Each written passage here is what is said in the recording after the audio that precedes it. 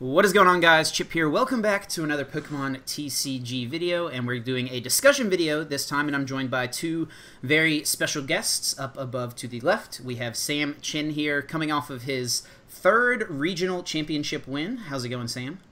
Hey, what's up, Chip? Thanks for having me. Yeah, absolutely. And we also have Brad Curcio here, two-time regional champion himself. Could have had a third, but just couldn't make it past this guy in top four up here. But there you go. Glad to have these two guys on. These guys are both currently ranked in the top 16 in the US and Canada, and both after this weekend have a really solid shot if they can finish up these last couple tournaments strong at a top 4 finish as well. So you could definitely see, you'll definitely be seeing these guys in day 2 of Worlds this coming year. But we are here today to talk about Garbodor, the deck that emerged this weekend in Seattle as, I would easily say, the best deck in this current format. It had absolute dominance in the tournament. We saw it take 24 of the 32 day 2 spots, different Garbodor variants, and I believe 6 of the top 8 spots, if I'm not mistaken. So that's right. Yeah, so very, very good deck. Sam and Brad here both opted to play the Drampa version of the deck. But yeah, like I said, 24 of 32 spots were Garbodor variants, and I know you both have played this game a lot longer than I have. Can you think of a time where a deck was this dominant at a tournament, where it took this many placing, like well over 50% of the placements in day 2? Yeah, I don't even think like Luxchamp or Guardy was that big when they were that big. Guardy was? Yeah. I think I didn't play those years, but from my friend, Guardy was pretty big. It was either play Guardy or counter Guardy. And what Guardy deck would that be? Guardy Delayed. Okay. From 2007-8, I think. Okay. Yeah, the one. Yeah. So yeah, it reminds me a lot of like more recent memory. Australia. That's whenever Decidueye Vileplume kind of came out as the overall best deck in the format, but that still didn't even have close to half of the day 2 placements at that tournament. Yeah. Well, did Yveltal do that in London? Yveltal also being very similar, but I still don't think it's... Yveltal didn't take that many spots in cut. Mm-hmm. I know it was 4-4 for top 4 in London, but I don't know if it was 6 of 8. And because I know there was at least one Volcanion, maybe just one Greninja. One in Greninja. Top 8. Yeah, I think that is right actually, because Grafton got top 8, right? And then Grafton top 8. I think there was 2 Volcanions though, so maybe it was just 4 Yveltal and then 4 non. I don't know. But regardless, yeah, Close. Garbodor, obviously very, very strong, very popular. So what do you think some of the factors were contributing to how strong Garbodor finished in Seattle? Like, what went into this deck doing so well at this tournament? We can start with Brad. So I think the biggest thing was just the fact that it's the first weekend. So nobody... Well, a lot of people haven't tested a lot with like regionals winning lists and stuff like that already. So everyone's either just playing Garb or knowing that it exists. So more people are going to lean towards playing it. I think that was the biggest thing, was that almost every good player played the deck too. Yeah. Like in top 16, I think like Sosa didn't play because he's Sosa, but everybody played it. Yeah. So that obviously needs the deck being successful. And people were not too, like when I played it, I expected to play some mirror match, but I was not expecting it to be as big as it was. So I think that also led to people like, we'll probably see it, but it won't be too oppressive. So they'll still, play a couple items, play some trainers and all stuff like that. So yeah. Any other thoughts there, Sam? Yeah, I mean, sorry, the question was... It was like, what contributed to Garbodor being so strong in Seattle? Like, what contributed to it just coming out as this best deck in format type of thing? People weren't designing their decks correctly to counter Garbodor, or even weren't playing the right decks to counter Garbodor. I think being the first weekend and all, as Brad mentioned, there's definitely people weren't ready for the amount of Garbodor that there were, and I mean, every time I saw Trainer's Mail being played, which I saw quite often, I was like, yes, please give me that double plus power. And Trainer's Mail for an Ultra Ball, like, yes, that's plus 40 damage. Yeah. So it's, I think it's a combination of people not used to playing against Garbodor, and just people not realizing that many people would have discovered Garbodor to be the best deck for the first week. So going into the tournament, I know Brad kind of said he didn't expect to play a ton of mirror matches, but did either of you expect it to be this dominant, like this strong, taking, like 75% of the day 2 spots? No. No? Definitely not. I thought at most, like a third of the metagame maybe would be Garbodor. Yeah, and I thought a third was being overly generous, but clearly I was wrong. Yeah. And I think a lot of it really does come down to what Brad was saying about like all the like well-known, good, you know, previously accomplished players decided to play Garbodor. And what do you think went into players' decision to do that? Like, why did people opt to go with this new deck? I think because it plays well for me. It played similar to how Yvettal did before, so I like just the style of the deck. So I knew I like being able to have multiple options of attackers, do something early, and then have a way to sweep my opponent if they're just playing items. It just seemed really good. I think the funniest thing to me about it was I didn't really talk to too many people about the deck. Usually I talk to like Azul and Ryan and Pendarvis before tournaments the most, and none of them went. So I was just kind of winging it for what I wanted to play. And then in the line at the morning of, you know, I see Sam playing the same thing. I see everybody else playing the same thing. So we all just kind of had the same mindset. And I don't know, honestly. Yeah. I don't know what everybody else's mindset was to getting towards it. Yeah, so Tyler Nealmira, who got top 4, actually tested the deck a lot. He like tested a bunch of decks before Seattle, and he found that Garbodor was just the most well-rounded deck among all of the decks that we thought would be there. It does have some bad matchups, but those matchups, I guess, just didn't show. People didn't realize that Gar was going to be so dominant, so it didn't show up. I mean, if someone played Lycanroc or Lurantis, they would have just made it to day 2. And made it to day 2. Just made it to day 2 for sure, and then probably top 8 it. Like, but I think it's one thing that I was told before by Puka when we were talking like a few years back is that, you know, you don't want to you don't want to be too many steps ahead of the metagame. Like my second choice is actually Lurantis Garbodor. I have a pretty nice list for Lurantis Garbodor, but I decided not to play it because I thought that was like too many steps ahead, because like you don't really beat Mega Rayquaza, you don't really beat Gyarados that consistently. Like I just thought it was too many steps ahead. You don't even beat Gardevoir that necessarily, and I think so I took like one step back and thought, like, why would I go so hard on another deck? Why don't I just play what we think is the best deck in the format? Yeah, no, seems fair for sure. So I think that's the biggest thing for me too, for deciding any deck is I know a lot of people play see whatever the best deck is and don't want to play it. For me, I've always had a history of just literally playing the best deck in the format, trying to play the best list for it, and then just not caring about anything else. It's like I'll play Night March with little counters. I played Drampa-Garb. I didn't care about Gyarados. I didn't care about Rayquaza. I didn't play any of those little techs. I just play the best list and the most consistent version of it and try to do well with it. Yeah.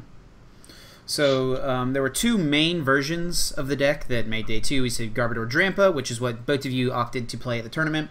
And we also saw a lot of Garbodor Espeon and a couple of those playing the Evolutions thrown in there.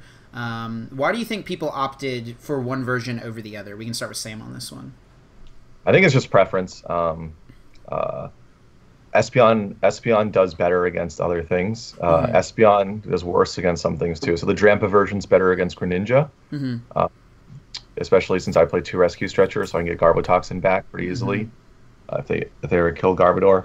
The Espeon version, the confusion is really deadly. I actually think the Espeon version, if played correctly and if you start at Espeon, is better in Mirror. It's slightly better in Mirror, just because. Hey Herman, how you doing? How's it going? It's slightly better in Mirror, just because if you confuse a Drampa and I can't Float Stone out of it, then that's very bad. And also, the 30 damage on Drampa sets me up for a Psychic knockout if I have 3 energies attached to myself, and it also sets me up for a Berserk knockout without the Choice Band. Plus, attaching the Float Stone to Drampa means you can't Choice Band it. So getting an early Espeon on, like Lysandring out a Drampa with a Choice Band and confusing that Drampa is huge. And Espeon is 200 HP, so it can't be knocked out since most of them are in Kukui. So Espeon's better in Mirror, but probably worse against the field, and Drampa is better against the field, but worse in Mirror. So it's really just just a personal call. Okay. Any other thoughts there over the 2 versions, Brad? No, I pretty much agree. Yeah, Drampa has the potential to be incredibly just dominant early game. You can force your opponent to do something, or if they don't have an answer to your Drampa immediately, they just lose the game. So I prefer that style, to have something to fall back on instead of 2 control-y play styles with Espeon. So Okay, so we're going to get into a couple of questions I did post in the various Facebook groups on the Training Chip Facebook page and as well on Twitter, asking for questions from some of the viewers just about, questions they have about Garbodor. So the first one comes from Dylan Bussert here, who asks, should the Espeon version be considered strictly worse since it can be a liability in the mirror? And I think this is something Sam kind of already touched on. I think that the mindset here is a lot of people think like, okay, Espeon's weak to Psychic, that's going to let my opponent get up in the prize trade, right? While they're KOing my 2-prizer with Garbodor, then I have to come up and KO their Garbodor with a regular Garbodor or something along those lines. So what would your thoughts be on that, the Espeon version in the mirror? I'll start this one. I think Espeon's better in mirror because you can start with it. I mean, obviously you don't play it late game, right? You use Espeon for the first few turns. When Brad and I played 6 games of this matchup, we actually played in round 1 and then again in top 4. We played 6 games of this. You guys played round 1? We played round. Oh, that's funny. Yeah. So wait, who won round 1? We tied. Okay. It was a tie. We played it out. I would have won in like turn 11 of time in turn. Yeah. Natural tie. But yeah, it's sort of like, oh, it's turn 8. Brad, how many items do you have? I have 2. Sam, how many items do you have? I have 1. Like, so Espeon's very good because it takes 1 item to get out Espeon. You just need an Ultra Ball for Lele into Fan Club and an EV into Psychic Energy, or you just Ultra Ball for EV. Yeah. So it started even better. So it takes very little items to get Espeon out, and it does a lot of damage early. Also 200 HP, so Drampa can't without Kukui. Okay. So, and it takes prizes from. So obviously, people think it's a liability. It is a liability late game, but if you can start it, it just makes it super inconvenient. It makes me to have to hit double float to attack and not and not get screwed by confusion. And I played the Magma based version, so Brad probably had an easier time against confusion because he played because of the Float Stone. Yeah. What are your thoughts, Brad, on the Espeon version in the mirror? Yeah, and the being weak to Psychic being weak to Garb is borderline irrelevant, but what ended up happening to me when I played against most Espeon variants is I would go first and just attach to Trubbish, and then turn 2 kill any Espeon with Acid Spray plus Choice Band. So being able to retreat into that on the Garbodor's Acid Spray, not the Trubbish's Acid Spray. Yeah. So if you're able to do that, then it becomes kind of easy. But for the most part, you're not killing it with Trash Avalanche early. Yeah, like Sam was saying, if they're putting 4 or 5 items in the discard pile, it really doesn't matter what version of the mirror they're playing. They're probably going to lose. So being weak doesn't really have an effect. Being able to confuse Drampas is really, really, really, really frustrating. And if you're ever forced to try and flip into it, that's pretty much exactly what they want you to do. So yeah, sure. And I agree with Brad. The Ultra version with 4 Float Stone deals with Espeon a lot easier. Like getting out of confusion is so important. Drampa taking 30 more damage is very bad. Yeah. No, absolutely. And then another question from Dylan. He asks, what techs should players start adding for the mirror? We can start with Brad on this one. Yeah.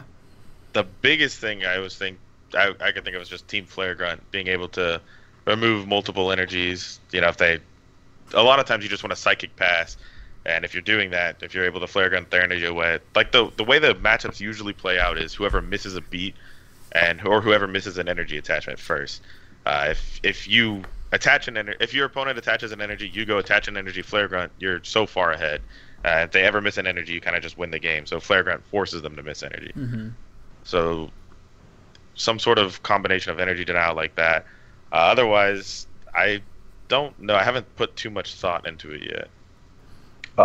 So two of my teammates played Teammates, no pun intended, or actually, I think I intended that one. In their list, Teammates is actually really good in mirror because as you get a knockout, you just Tapu Lele for your DC Choice Band to get the kill with the second Drampa, and if they can't stream it, then it's very bad for them. So if you can get a Drampa with a Choice Band to stick active in mirror and they can't kill it the next turn, you're just in a commanding spot. If you can't kill it and you can't right just edge it, you're in a commanding spot. So I think Teammates is also good in mirror. I agree Flare Grunt is strictly a better option. I've actually thought about this quite a bit the past few days. Like, what could you actually do for mirror? I mean, there's other options to him. You don't have to play the Garbodor and Garbodor if the metagame is you don't. Yeah, if there's no Greninja to be expected, and Right. Yeah. The third Drampa is also very good. Yeah, I like the third Drampa a lot. I was also thinking switching to Magma base and more energy, and then playing like 1 or 2 max elixirs for late games where you can just get a Drampa out of nowhere. Yeah, but making a Drampa in one turn can be really brutal. And there was a version in day 2. I think Jordan Nell played max elixir, didn't he? Yeah, I think so. I don't know who, but I know somebody did. Yeah. So yeah. So there's some thoughts there on. Oh, sorry. Go ahead, Sam. It's weird because like you can. I think the only Brad's right. My only loss day 1 was to a person who played Flare Grunt. And it's just fair. You can't. It forces you to attack with Trash Lance earlier than you want to, and then if you have to attack with Trash Lance, you're down 1. Like you don't want to be the first person to have to attack with Trash Lance, because then your opponent gets the first kill on your Garbodor. So that really, I lost it. Lost 2 games, 2 games to none in that match. So I think Team Flare Grunt is the only real card that's like hard counter to mirror. Okay. But the other things maybe like what I mentioned, teammates, what Brad and maybe Elixir maybe swings a match at 5%. Sure. You know, but if you don't want, not as big as Flare Grunt. If you don't want Flare Grunt, you can just play a Flip Teeny and just go heavy acid spray. Yeah. That could work as well. Okay, and so we've talked a lot about the mirror match, and this question from Eric Gansman asks, how do you play the Garbodor mirror match? So you each played your fair share of mirror matches this weekend. Do either of you know a count off the top of your head? How many of your rounds? 9 out of 14 and 1 out of 3. Yeah, I was about to say, I think something like 9 or 10 of my matches were mirror. So a lot of mirror matches. So you guys have had plenty of time to perfect your strategy in the mirror match. So when you sit down at the table, you know your opponent's playing Garbodor as well. What is your mindset going in? If you're going first, mindset going second? Like, does the version they're playing matter? The Espeon versus the Drampa? We'll start with Sam on that one. I think the mindset is so your ideal starter is not Drampa, basically. Okay. You don't want Drampa to take chip damage, and the goal is ultimately you want to set up some Drampas on the bench and swing to kill their bench Drampa. So the ideal situation is that you're able to get the 180 from the Choice Band and the damage on your bench with on a Drampa, and you Lysandre out their Drampa with energy on it, and then you kill that Drampa. So you start the Drampa war, basically. It doesn't always work out like that. Sometimes you're stuck attacking with Lele, but you know Lele's a decent attacker too with the Choice Band. It does 70, off the bat. So really, it's about piecing together knockout. Sometimes you actually try not to damage. We were talking about this a little earlier, but before we started recording. But there was a situation Brad and I played in top 4 where I chose not to Righteous Edge just to not give him the option to have any damage counters on board because I knew he didn't play my base, and so he couldn't get the Rainbow and the DC in the same turn. Right. So it's really, I think Mirror is very conservative. You have to play very conservatively.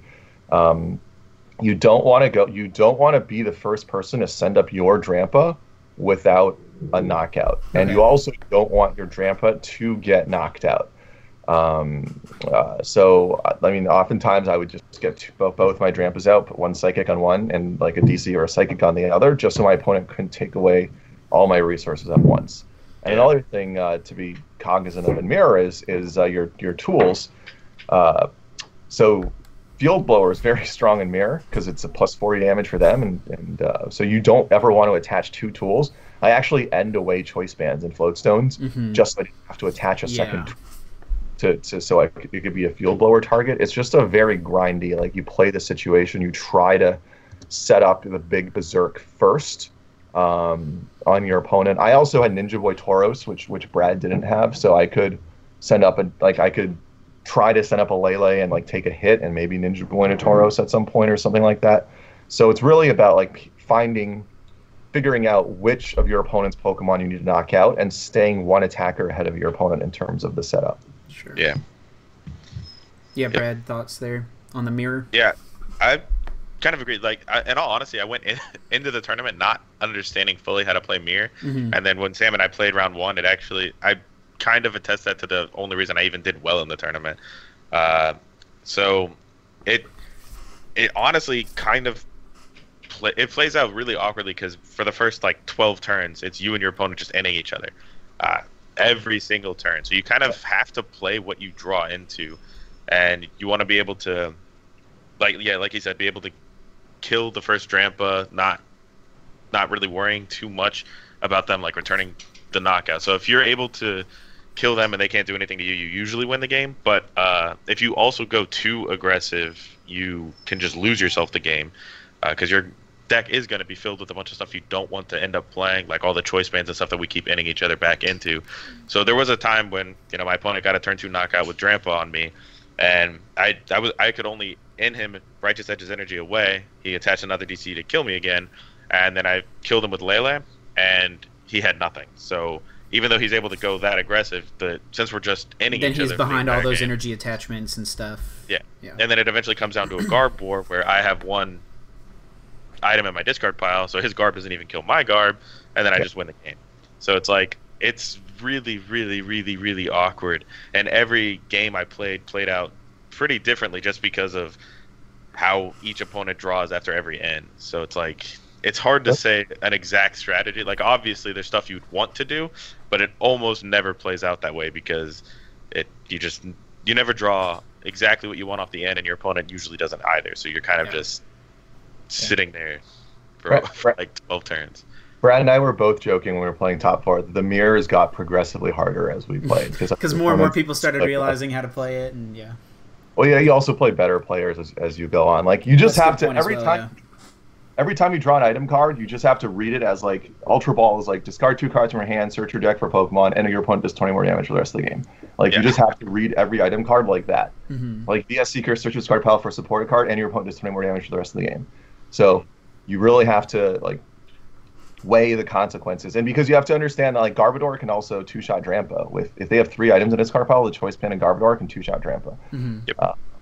So, like, there's many ways to piece together the knockouts, and you just have to it's almost like you play conserve with items until you decide to go all in one turn for the Sycamore try to get a Choice Band play. And so you really just have to understand to prevent your opponent from getting a 2-shot on you with Trash Lanche, then in the mid game preventing them from getting a 1-shot on you with Trash Lanche. And once you have 7 items in the discard pile, 8 items in the discard pile, you are basically a Choice Band away, Trash Lanche, from everything being 1-shot. So after you have 8, kind of go all in. That's the point of no return, so you just go all in with it. Makes sense. But you can also look at it in the other way too, because I saw, like, in some mirror matches, my opponents would just refuse to play items literally no matter what, and there were situations where I didn't even have, like, a Trubbish in play, so I'm not Trash Lancing next turn. Like, there's a 0% chance of that happening, but they're still refusing to do anything because of it. So they're still trying to play way, way, way too slow. So it's also like a judgment of when you can go aggressive, when you can stop caring that you have 15 items in your discard pile. It's like there's not a situation like, all right, on turn 7 you don't care anymore. It just literally depends on how the games have been playing out. It's pretty awkward, to say the least. Yeah, makes sense. Okay, cool. So this question comes from Caleb Howard. He asks, what decks, if any, have positive matchups against Garbodor and can win against it consistently? Now, I know we talked about a couple of these things earlier on, but what are your thoughts there? We'll start with Brad on this one. Honestly, a lot. Like, a lot of the decks that were actually played at the tournament could consistently beat Garbodor. You just have to build them a little bit differently. Yeah. So, like, if you don't play Trainer's Mill, or if you, like, even the less VS Seekers kind of stuff like that, if you don't rely as much on items, then the matchup gets a lot easier. If your deck can handle Drampa and not play items, you're favored. So if you have something that has more than 180 HP, you're fine. If you have, there's a lot of little things like that. So, like, Lurantis, Volcanion can be switched. Like, Azul and I streamed a lot last night with a Volcanion deck that played like 4 Brooklet Hill, and he 6 or 7-0'd me when I was playing Drampa. So it's like, you can just build your deck differently to handle Garbodor. No deck is obviously just gonna like 100 to 0 it, but sometimes you're just gonna have to be forced to play items. So I thought I was the only one on 4 Brooklet Hill Volcanion, by the way. But I guess now the secret's out. The secret's out. And you can also play Starmie, because you can get we play Starmie, no retrieval, stuff like that. So I guess I actually have Brooklet Hill Volcanion sleeved. It was one of my options for Seattle. Yeah, and it would have been good, but you probably don't beat Gyarados, but with stuff like Coco being out, that's not as relevant anymore. Sure. But yeah, so it's like there's a lot of decks that can just beat Garbodor, but it's just a matter of how you build your deck.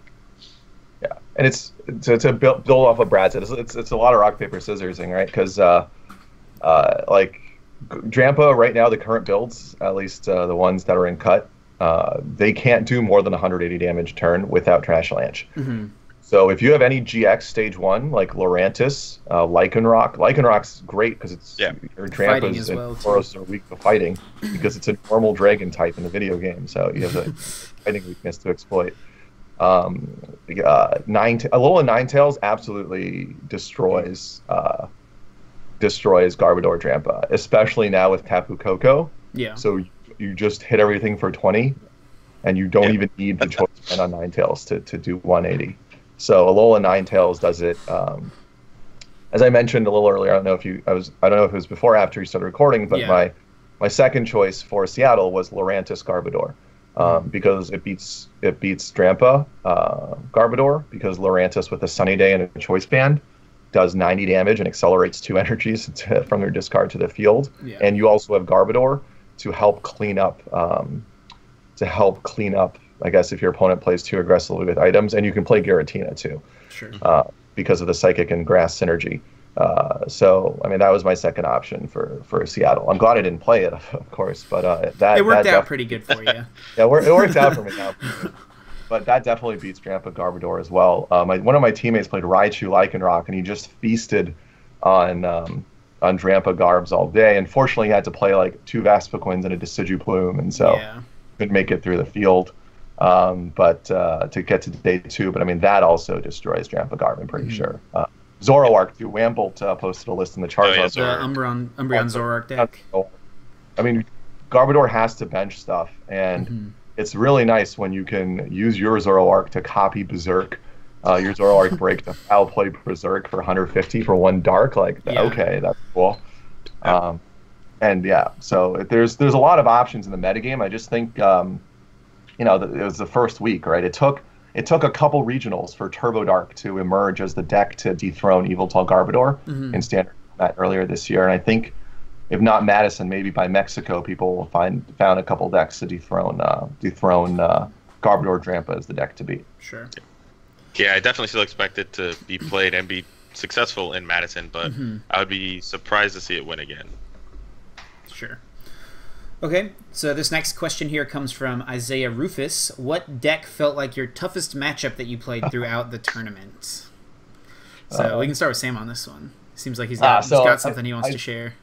Isaiah asked that question because we actually played in Swiss. Isaiah played a Metagross Genesect Drampa deck, which in theory should destroy me, but he got pretty unlucky. Like, he prized Fan Club game 1, so he had to Ultra Ball for Beldums, which gave me items to work with.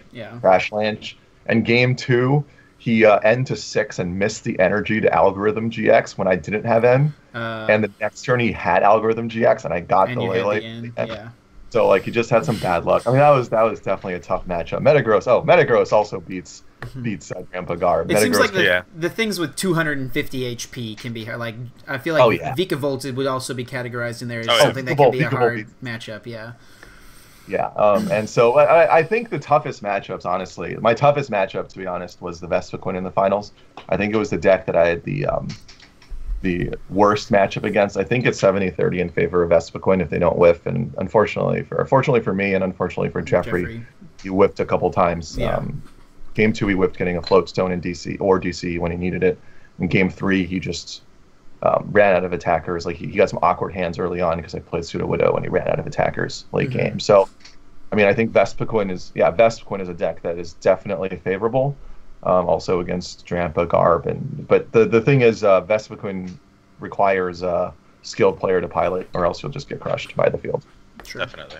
You need to practice with it, So, Brad, any thoughts there on your toughest matchup from the weekend? I mean, honestly, it was just Drampa Garb, because I played 2 Solgaleo Lurantis, 2 Decidueye. Wait, shouldn't you just lose that? I mean, I beat both. I don't know. I was able to. Yeah, it seems like you should lose that. They would, even if they get the turn. Actually, they both got turn 2 Soul Burst off on me, but I would able to I would kill a Fomantis. I would kill another Fomantis, and then it just kind of be out of energy. And then they would come up and kill my Drampa. We'd be tied on prize, but they would have really no way to get energy back, and I would just poke at them with. They would attach, and I would acid spray and just little things like that. Yeah. But So that, I guess, would have probably, or should have been my hardest matchup, but I don't know. Everything else was Drampa-Garb and 2 Decidueye, so, or some sort of Garb, SPN Garb or Drampa-Garb. So I actually didn't have to play against any of the harder matchups, so to speak. Yeah, Decidueye to me seems like a matchup that should be pretty in your favor, because they have to play a ton of items. I don't know. Thoughts, Sam?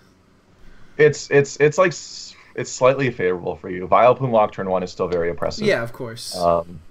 The thing that benefits you is that all of their attackers require double colorless energy. So if you could get a Righteous Edge off, it's very nice. But they don't have to. If they get turn 1 Vileplume, they could just Feather Arrow you to death. Yep. So yeah.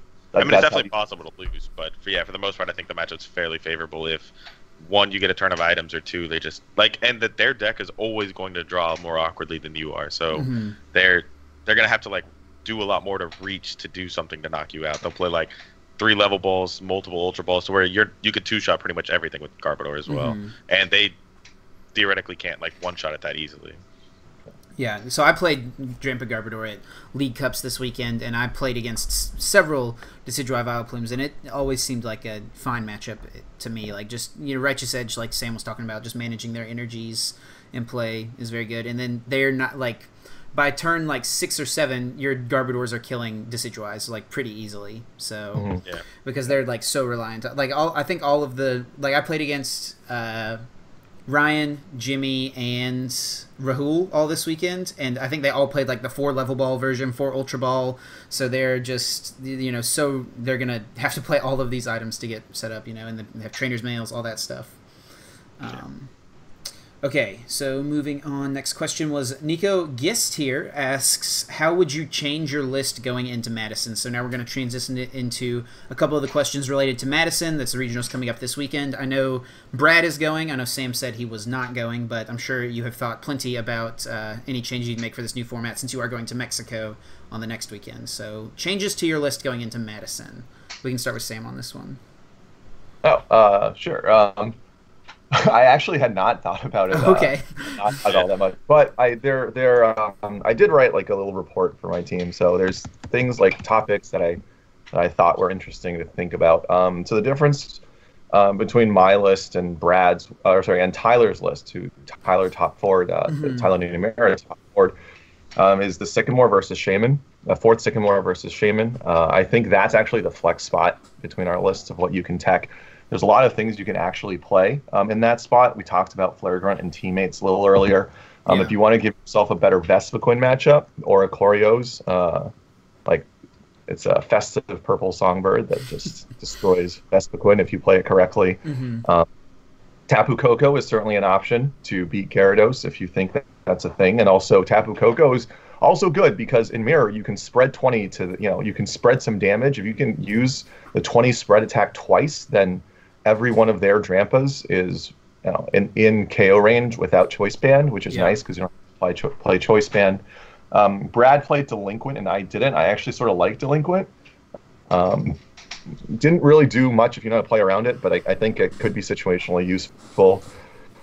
There's also, I mean, I'll let Brad talk a little more about what he thinks, but I think at least changes to the list. I think I don't know what Brad's thought about it is, but one of the debates I was having before the tournament is, do I play Magma's Secret Base or do I play Altar of the Moon? And I think we went with Magma Base because we thought there would be more mirror, so then you want to be able to control when you put down the 2 counters on your bench.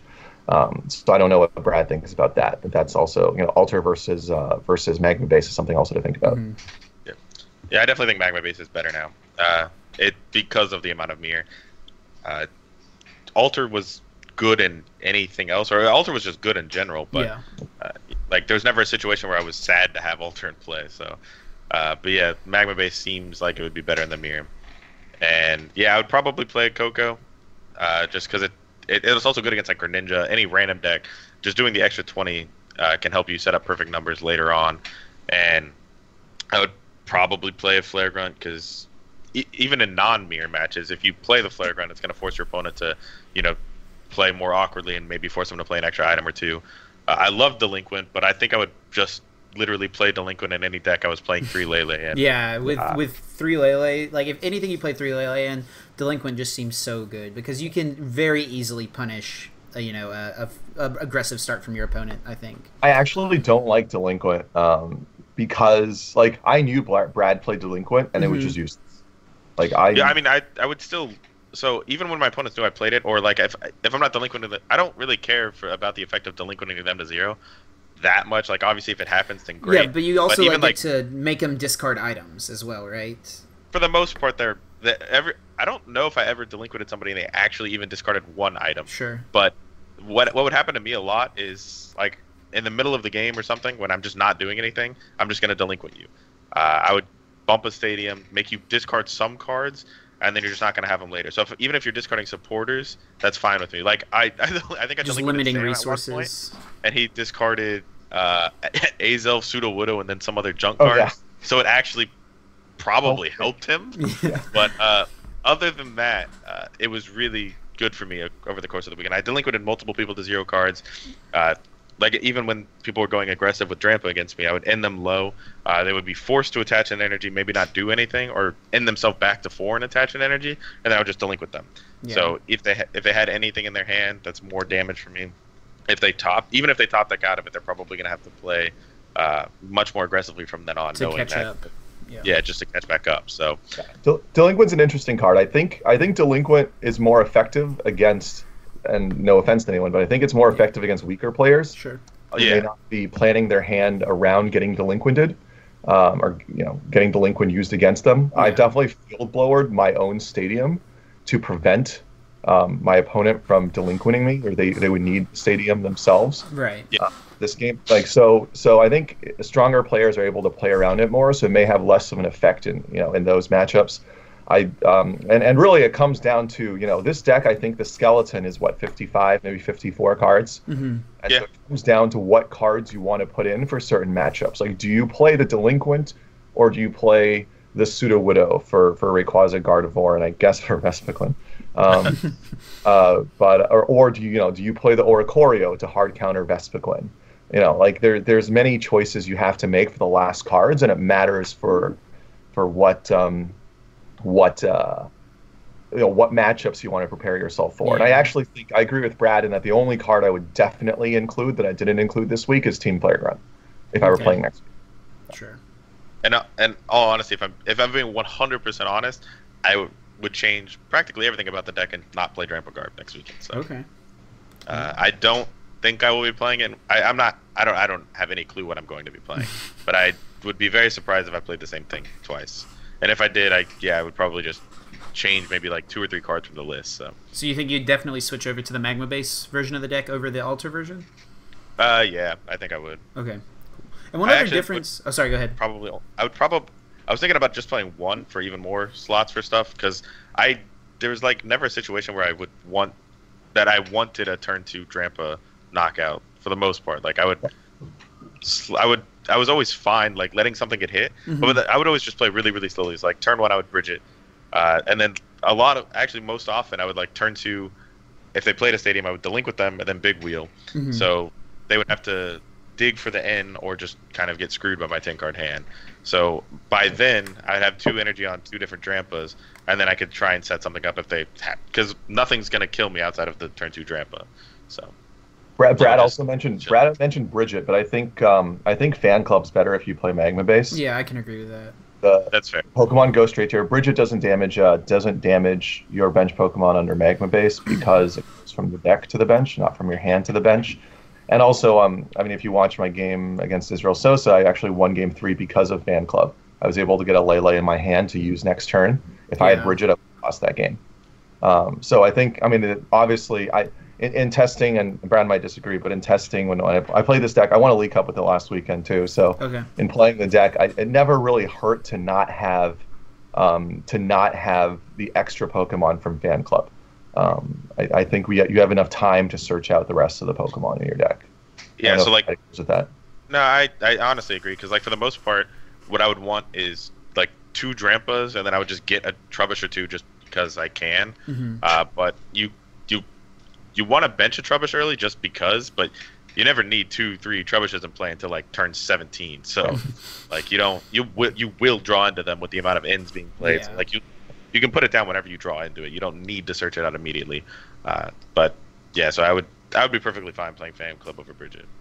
Yeah, and before we get back into some of the other questions we have here, one other thing I wanted to talk about is there are several differences between your two lists, and I'll have both of their lists in the description of this video for anyone who wants to look at them. But Brad, I know you played the 3 Drampa, and Sam, you played 2 Drampa as well as the Tauros Ninja Boy combo, correct? So what are your... What's that? Brad knows all about that? Oh, yeah.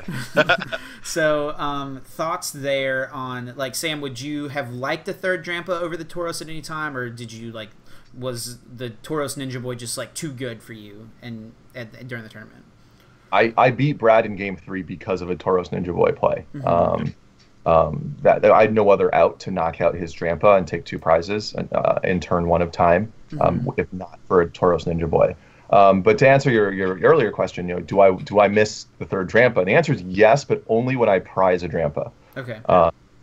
You only really need 2 Drampas because you do want to be attacking with Trash Lanche later in the game, and you do need open bench spots for Lele's and other things like Trubbishes and Lele's. You always want to keep an open bench spot for Lele late game to give you an extra out to dry out of things.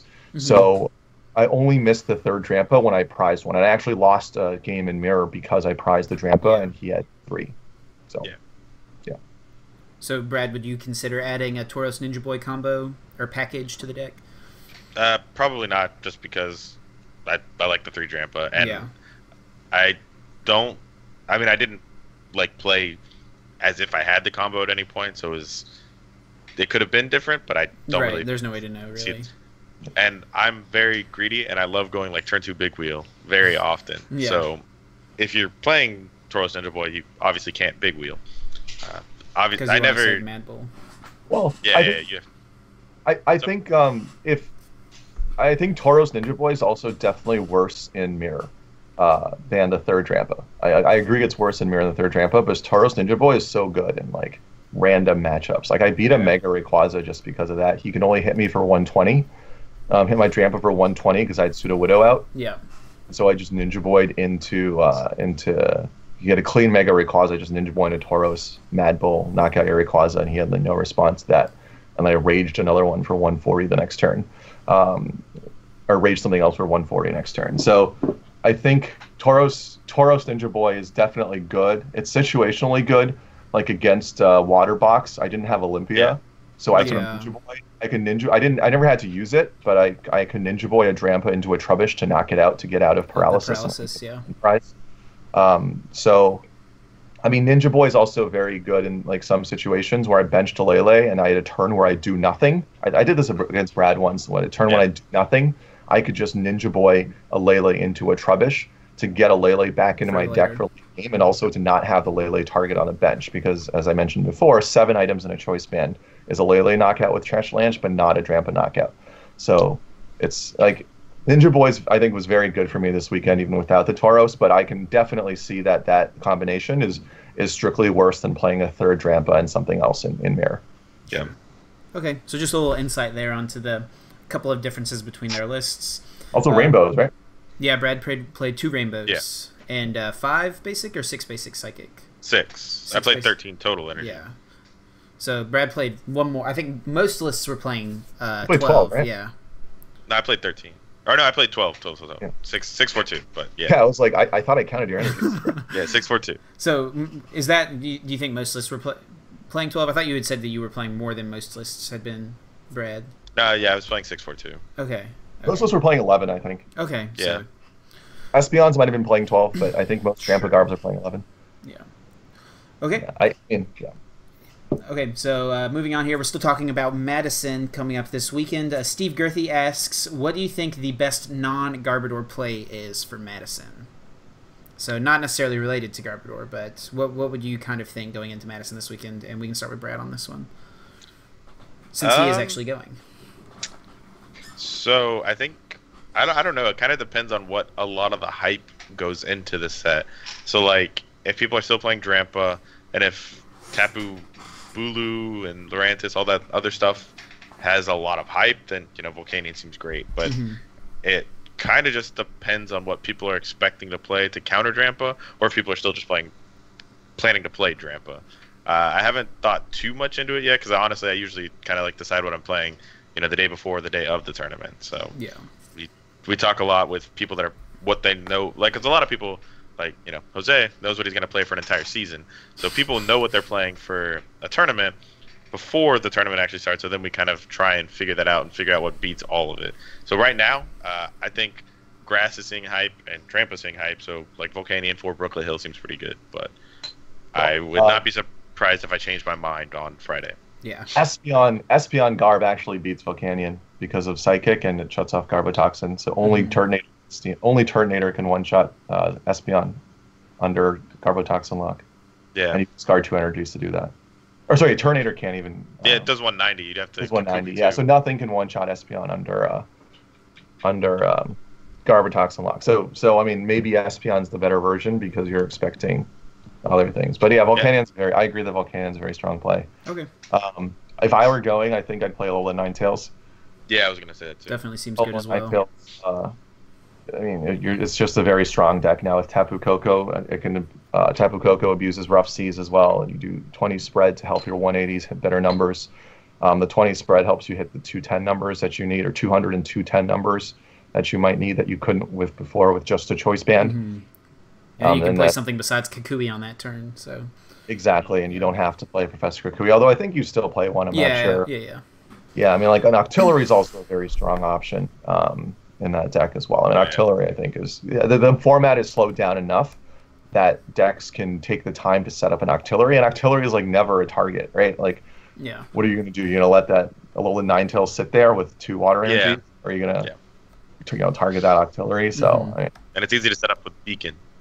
Yeah, Beacon is one of the most. I mean, people are hyping it, but I think it's still one of the. Over the next couple of years, we'll find out it's one of the best starting attacks in the game. It's actually insane. Especially, I mean, if we don't ever see right now, if we were to move, sure, we will probably have 3 or 4 different sets by this point. But when we move to Sun and Moon On format, at this point, we don't have any cards that make your opponent shuffle their deck right now from Sun and Moon onwards. So if that's the case, then Beacon is literally kind of insane.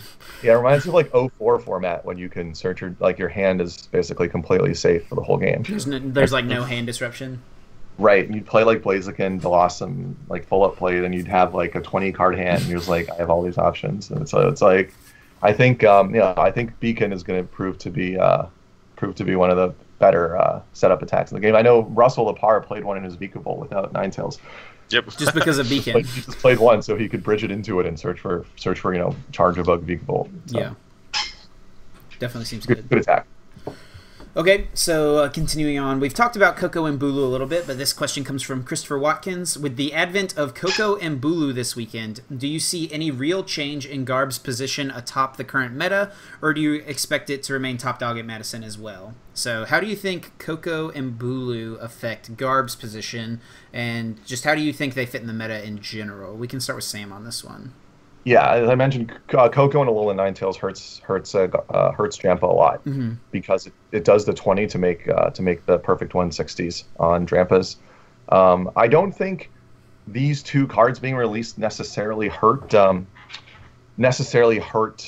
Drampa Garb as much as it just having dominated hurts it. I know Jeffrey in his Facebook post, when he posted his Vespiquen list, he mentioned one of the cards he wanted, and there was Lycanroc for the Gust effect, and you may not even play any strong on there because it's a Vespiquen deck. Yeah. But I think Lycanroc in general will see more play because it just easily one-shots Drampa. It can target a Drampa from the bench. Raichu Lycanroc can fit it. Even Lycanroc Brooklet Hill is the deck I have sleeved right now. I don't know. I actually only have 7 Brooklet Hills, so I have 1 proxy Brooklet Hill. A proxy Brooklet Hill. Yeah, I actually think it's an Altar of the Sun or something. it's my 4th Brooklet Hill in Lycanroc. What else are you going to use Altar of the Sun for? So.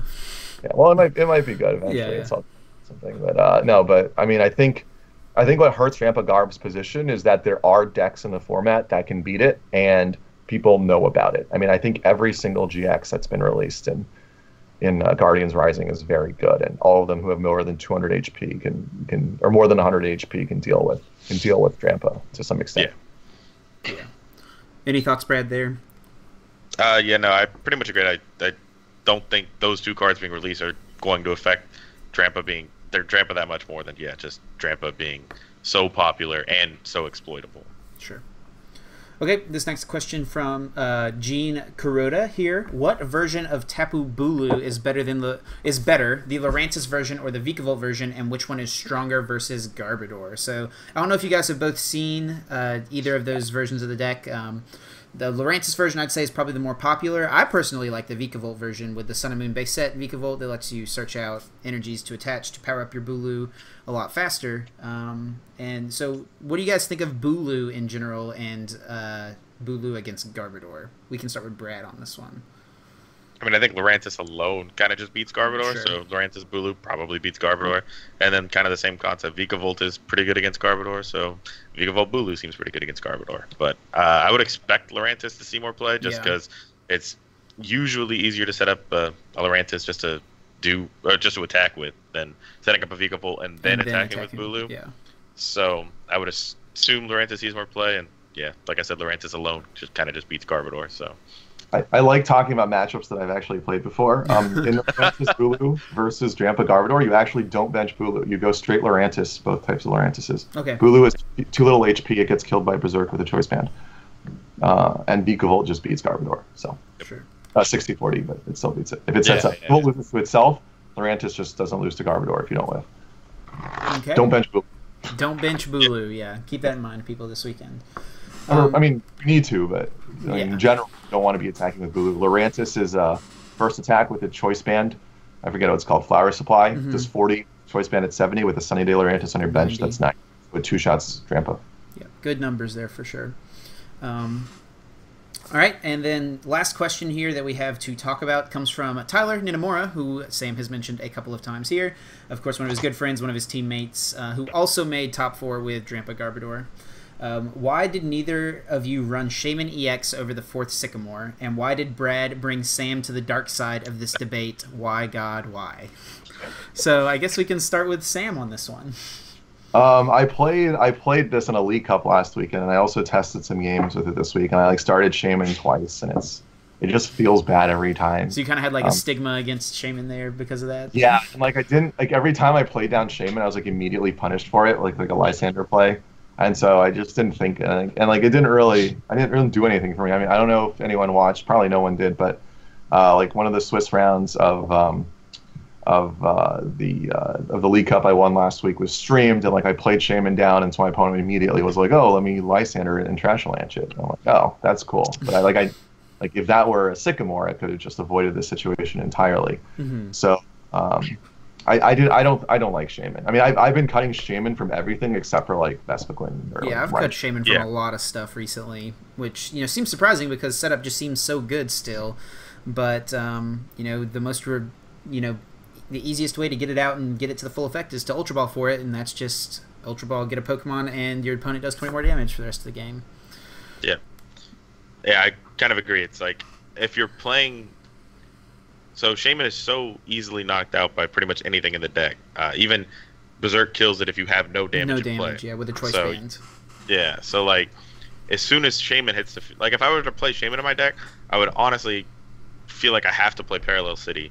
Because as soon as you play Shaman and Shaman stays in play, that's just going to be a huge liability and something your opponent can do to win the game at pretty much any point. You can't force them to play whatever game you want to play. It's hey, if you have to kill my 3 Garbodors or a Tapu Lele or Tapu Lele or Drampa, or you could just kill my Shaman. So if Shaman's still on your bench at the end of the game, it's a lot easier for opponent to just win. So yeah, and also Sky Returning is real bad in Mirror. You don't want to put 30 damage on something. Yeah, you don't want to put 30 on something. Here's your freeze plus 70 damage for Berserk. And your energy attachments are really important. Yeah, so and you lose an attachment. Yeah. Or you're 1 attachment down. Okay, and this is the second part of Tyler's question here. He also asks, thoughts on the Vespiquen Zoroark matchup. Is it actually positive, 50-50, or bad? I know Sam played Jeffrey in finals, and Tyler lost to Jeffrey in top 4. Brad, did you ever have to play Jeffrey or any other Vespiquens throughout the tournament? Nope. Okay, so Sam. It's unfavorable. It's unfavorable. Yeah. For Drampa Garb, Vespiquen should have that 65-35 to 70-30. I think. Yeah, I think you mentioned 70-30 earlier. Yeah, the only way that Drampa wins is if it whiffs or Vespiquen prizes poorly. And unfortunately for me, Jeff was able to whiff some important things both games. Game 1, Game 2 he drew horrifically. He couldn't find a DC off Sycamore and a couple acro bikes, and Game 3, as I mentioned, I think my Sudowoodo set him back because he had one fewer bench spot than he anticipated to work with, so he couldn't unknown and Klefki as easily. Yeah. Okay. Any thoughts there, Brad, on that Vespiquen Zoroark matchup? Same. Nah, but I agree. It seems pretty bad unless you if they're playing Zoroark 2, Oricorio probably doesn't even help as much. So. Yeah. Well, go ahead. They have to go in on a big kill. Like if you have Tauros, I guess they have to go in for the one shot on Tauros at some point, which puts items in their discard pile. I guess that's fair too. Yeah, I didn't play Tauros, so I didn't have another way to force them to attack. Because Tauros does 60 for DC, whereas Drampa needs a second energy to one shot anything in the deck. So if you can one shot Combees, they have to deal with it. That puts items in their discard pile, and then Oricorio is more effective if you play Tauros, I think. Sure. Yeah, that's fair. So to fix the matchup, since it does seem like it's an unfavorable matchup, I think the two obvious Vespiquen counters out there right now are Oricorio, which we've talked about a little bit tonight, and also Karen. Which one do you think is harder for Vespiquen to deal with? And which would be easier to add to Drampa Garb, do you think? Karen is harder for Vespiquen to deal with because you lose all your acro bikes. However, Oricorio is more utility beyond the Vespiquen matchup. Yeah. Oricorio is just not bad in any okay. it's not great, the best thing to have in your deck against a lot of matchups, but it's relevant, or it can be relevant. Whereas Karen is good against Vespiquen. It's like you don't have to play it. Yeah. You can just discard throw it away with your delinquent. Yeah, throw it away when Brad delinquency. Yeah. All right, so there we go. There's some thoughts from two great players who finished very well this weekend with Drampa, Garbodor, or just Garbodor in general. Any closing thoughts here before we head out, guys, on Garbodor or just anything in general you guys want to say? I'll give you a second to do shout-outs after this, but anything you want to add to the discussion? I would just probably not play Drampa this weekend, honestly. Okay. Not play Drampa or not play Garbodor? Not play Garbodor. Yeah. Oh, I might play Lorant. If Lorantis Garbodor is an option, I think. Okay, sorry. Drampa Garbodor. Even Espeon Garb seems okay, but I probably wouldn't play Drampa Garb. Yeah, okay. I wouldn't play Drampa again, for sure. Yeah. Okay, cool. So I'll give you guys a second. Brad had a question, right? What's up? What's up? I think Brad did have a question. I'm sorry, I did not include it on my Word document. But this question from Bradley Curcio: why did you cuck me? To Sam. So let's hear the answer. I'll answer this one in private. We'll talk about this one after. So I'll give you guys a second here to plug anything you would like to plug, any sites you want to shout out, teammates, all that kind of stuff, social medias. Now's your time to do it. We'll go ahead and start with Sam since you're on the left. Yeah, sure. Follow me on Twitter, Samstoys. That's Sam with Blastoise at the end, Samstoys.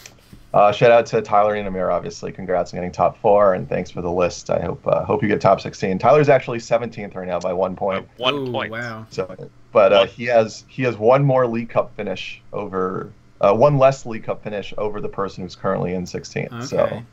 So we'll see how that race shapes out. Shout out to it actually changed though, because Ryan top 4 to League Cup that hasn't been uploaded yet, so he's actually 16th by 30-ish points. But yeah, it's all gonna change a lot. Yeah, the race is incredibly close, and so yeah. Also shout out to JP, Jonathan Perenata, Michael, and Matthew Chen. We're all teammates, and we all top 32'd with the same 59 cards. Nice. Or 59 the same cards, yeah. So it was good. It was a very, very good showing for us. And I guess shout out to all my opponents in Top Cut, Israel, Brad, and Jeff for great games. And they'll beat me next time. Yeah, you'll get the next one, Brad. All right, yeah, and Brad, any plugs you would like to make? Go ahead and do it, sir. I think Philip Schultz talked to him a lot about the deck before the tournament, and I kind of combined 2 of his lists to make the list I ended up playing. Okay. And then, of course, someone's PC, Ultimate Guard, and follow me on Twitter at Curcio _TCG. Cool. And I'll leave links to all of their plugs and stuff down in the description, their Twitters and someone's PC and all that stuff. So that is going to do it for this video. Thank you guys so much for watching. Hope you enjoyed it. We got to hear from, how's it going, Brandon, there in the back? How's it going? Yes, Brandon. So, yeah, so that's going to do it for this video, guys. Thank you so much for watching. Hope to do more of these discussion videos. I know you guys say that you enjoy watching them a lot, so I'll have to do more of these in the future. Thank you, Sam and Brad, for coming on, taking time out of your evening to join us and talk about some trash. So, thank you guys for watching once again. I'm going to get out of here. Until next time, take care. Thanks, Chip.